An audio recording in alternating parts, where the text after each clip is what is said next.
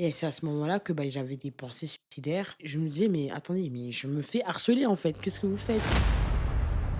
J'avais, en CE1, je me souviens, on m'avait écrit dans mon carnet: «Je ne t'aime pas Saphir», ça m'avait choquée. Pourquoi est-ce qu'on t'écrivait ça? Aucune idée. On était des enfants, mais tu vois, c'est quand même violent de se dire que dès le CE1, tu as 7 ans, 8 ans, on te l'écrit et toi tu regardes ça. Moi, ce jour, je me souviens, j'avais pleuré. Et voilà, et j'avais aussi de l'harcèlement un peu. J'avais certaines filles qui étaient des pestes avec moi, donc elles arrêtaient pas de me se moquer de moi, et cetera, de comment je m'habille et tout.